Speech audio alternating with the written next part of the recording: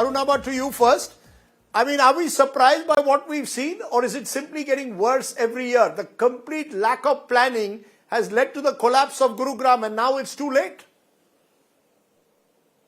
We shouldn't be surprised by what we are seeing, because this is. Can you hear me? Can you hear me? Yeah, go ahead.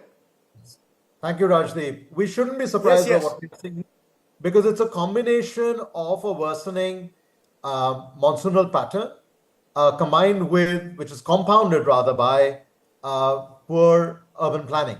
See, across country, we have 4,500 odd Tehsils. 64% of those Tehsils, that's nearly 2/3, have seen an increase in the frequency of heavy rainfall days over the last decade compared to the previous 3 decades.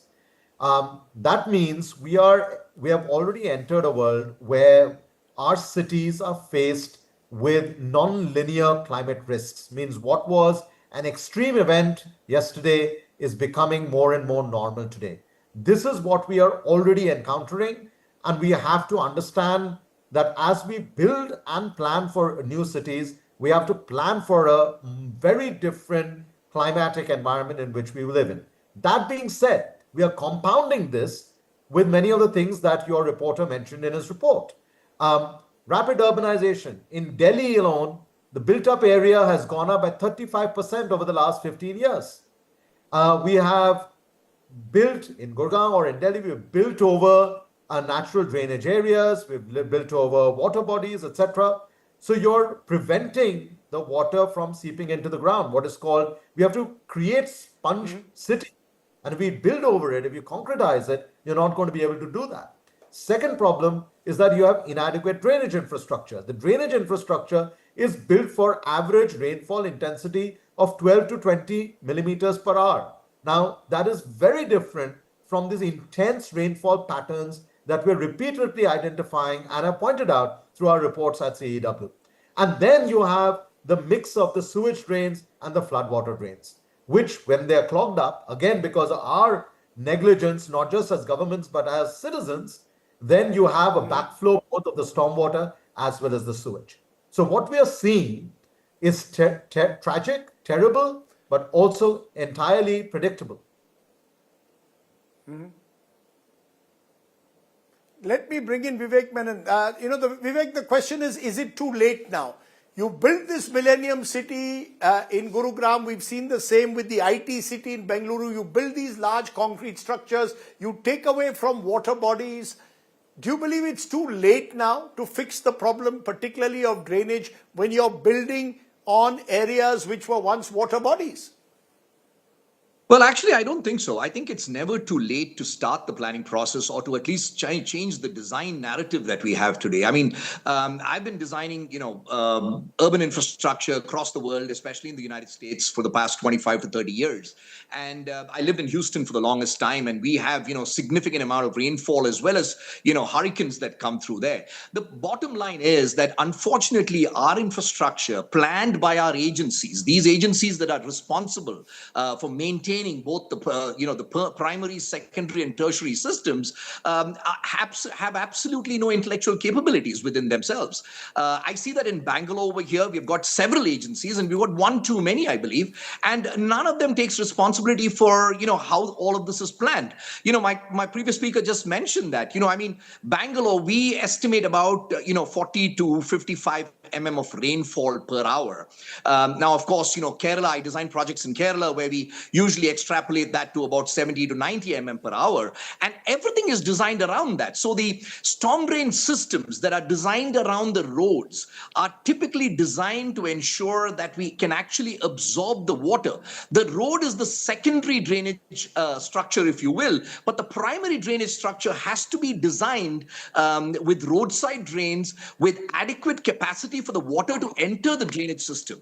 And that is non-existent. I see road after road, highway after highway being built without a storm drain system that can actually absorb the water. The ponding height and the ponding width which we model, and there are enough of modeling softwares out there that can be used to basically model this entire thing to where the water actually drains off of the roads within 5 to 7 minutes. And then, of course, it connects back to a secondary drainage system and a tertiary what drainage are system. you saying? Are you saying, Vivek?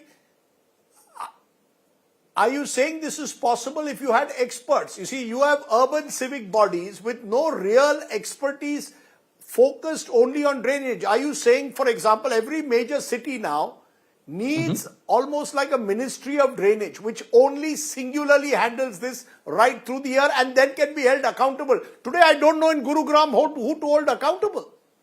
Yeah, absolutely, Rajdeep. And let me compare this with what we do in the US. There we have what we call a flood control district. In addition to that, we have FEMA, which is the Federal Emergency Management Agency, that creates flood maps, and these flood maps are updated on a year-to-year basis. So you know that if it's a 100-year flood that you're looking at, or probably even today a 200 to 300-year flood, these maps are constantly updated to ensure that if any construction happens within these zones, then there are two things that you need to do. One is you need to provide detention within your own project. You cannot release the storm water that you've created due to what we call as impervious cover. When you put concrete over a surface, you're preventing the water from actually seeping in, infiltrating into the ground. And that's called impervious cover, which creates sheet flow.